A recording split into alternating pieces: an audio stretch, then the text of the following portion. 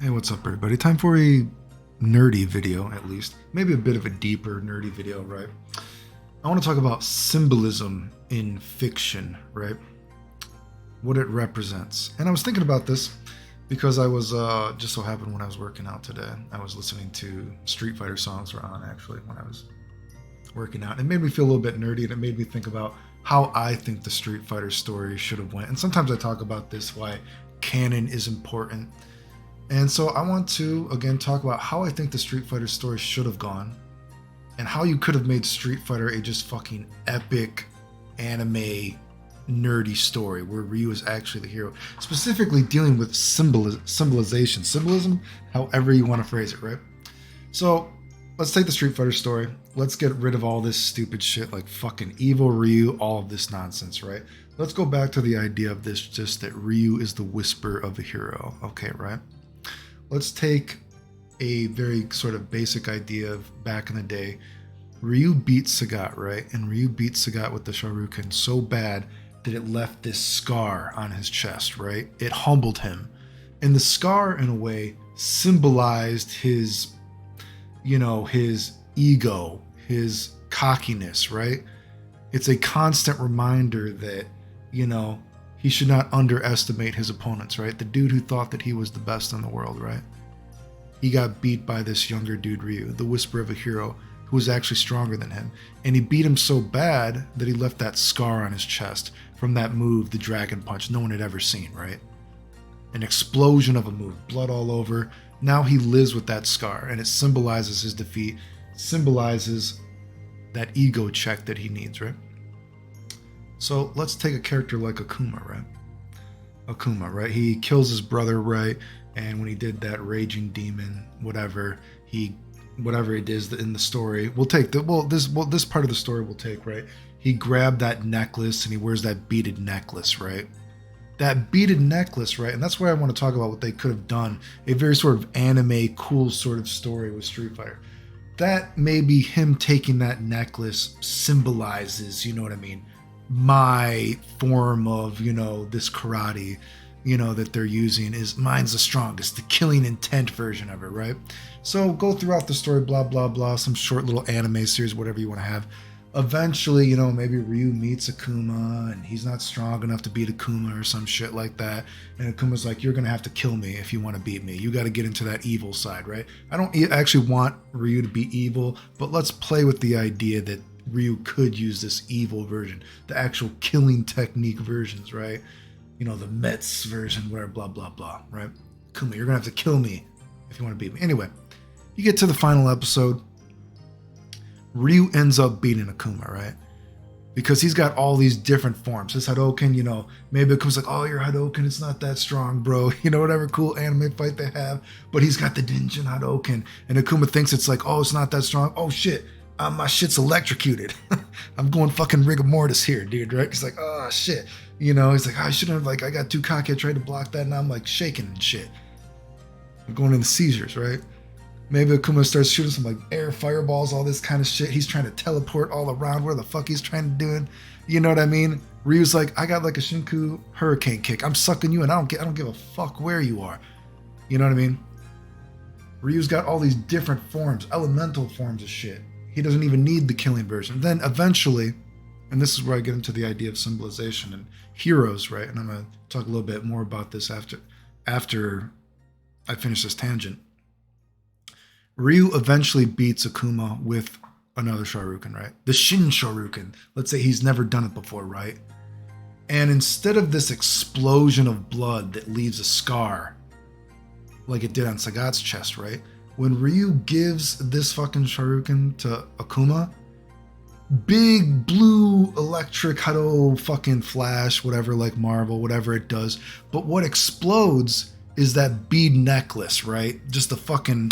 like in Street Fighter 3 when he hits with the Shin Shoryuken, there's little vibration. When he hits him in the gut and he uppercuts him out, it vibrates that necklace and it explodes off him, dude, right? Boom, Akuma gets knocked out, right? A little bit of time passes, Ryu's there.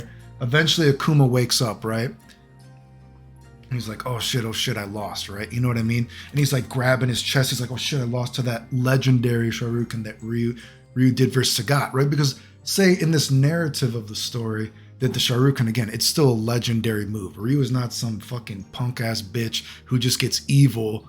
Oh, I'm mad, let me throw a Hadouken, I never beat anybody, I'm just mad, oh, I'm gonna turn grumpy, right? Ryu's a fucking legend in this, right?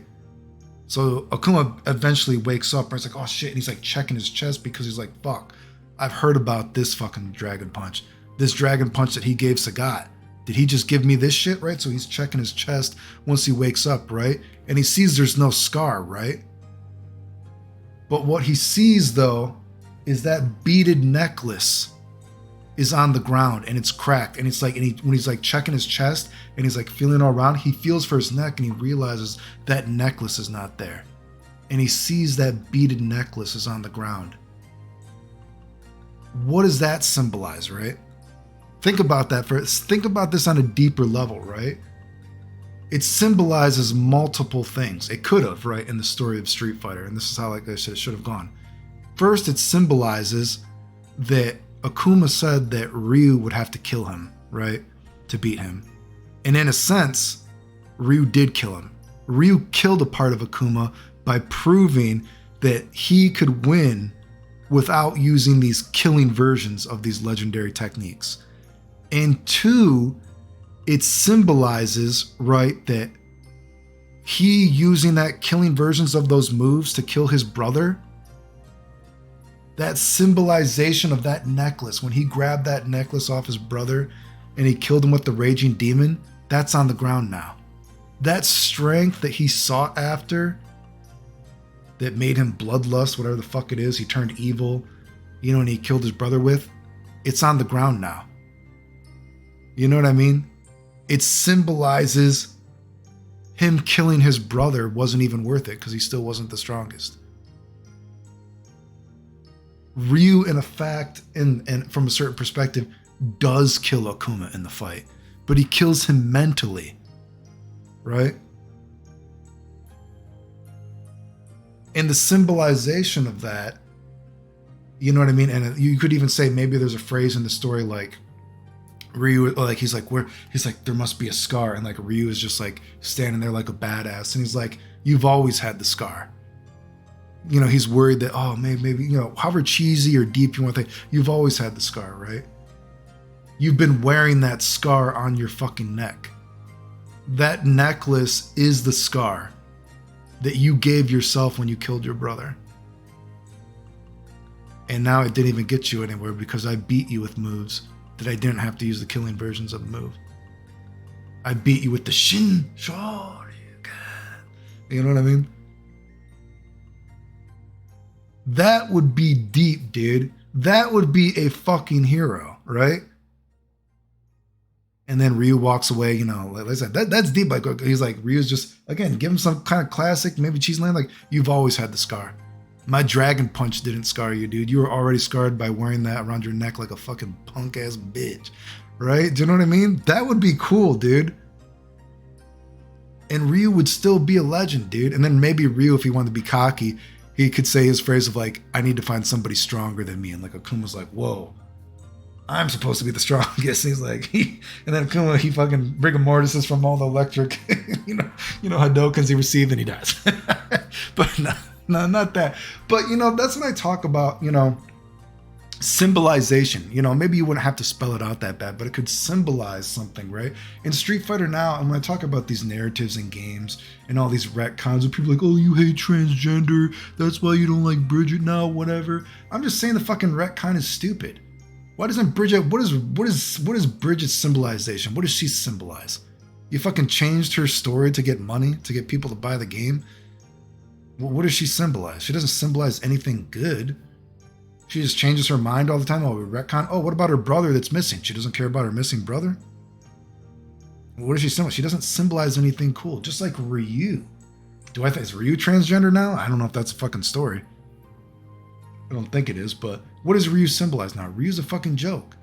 He's supposed to be the main guy, but he doesn't beat anybody legitimately. There's nothing heroic about Ryu. Do you know what I mean? Ryu is not ideal. There is no symbolization of Ryu to a person to strive to be. Ryu is like, oh, I don't have to be that good. I mean, I can dedicate myself to martial arts, but I don't actually win. You know, I mean, Ken is pretty cool. Ken doesn't train and he just bangs girls all the time and he still wins. But yeah, we're not gonna say he's cool, because I dedicate my life and I just fail, and sometimes I get mad and I throw a fireball. That's fucking stupid. Now, what I explained actually is inspirational, is epic, does symbolize something. You could turn Ryu into this idea of a fucking character that he scars you, dude. He is the ideal. He actually strives to be the best, and he is. But he sacrificed to do it. He sacrificed his shoes. Motherfucker doesn't even have shoes. He sacrificed a lot. Look at these fucking blisters, you know what I mean?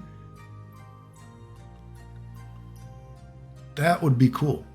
And like I said, in the anime, this little mini-series, you could reference Sagat to get like the reader's mind or the viewer's mind, the audience's mind to be like, whoa, the shoryuken, right? The shoryuken. You know what I mean? Flashbacks of boom, blood splatter. No one had ever seen a move like this before. It became legendary. Sagat tried to make his own version of the move, but every day he wakes up with this fucking scar on his chest, reminding him that he should have been humble, and he underestimated this no-name dude. Then Akuma underestimated that no one's ever going to be able to beat me unless they use the killing versions of this move. I killed the other best guy, my brother, and now I'm wearing this necklace as proof, as my trophy. But then Ryu shows that trophy is actually a scar. It's the scar that you fucking killed your brother and you're still not the best. Because I'm going to beat your ass right now, dude. I'm the best. And I beat you with moves that aren't the killing versions of the moves. And you could have that sort of, deep thought of Akuma, like, holy shit. I think, oh fuck, is that the legendary dragon punch he did on Sagat? He's feeling for his necklace. He's like, oh shit, dude. He's like, wait, the necklace. And he sees the necklace. And it symbolizes the idea that, of course, being a bad person, you probably shouldn't kill your brother. It's probably a pretty bad thing to do, right? But, that's a cool idea, dude, right? Symbolization. That's why I say these stories, these news stories, they don't symbolize anything.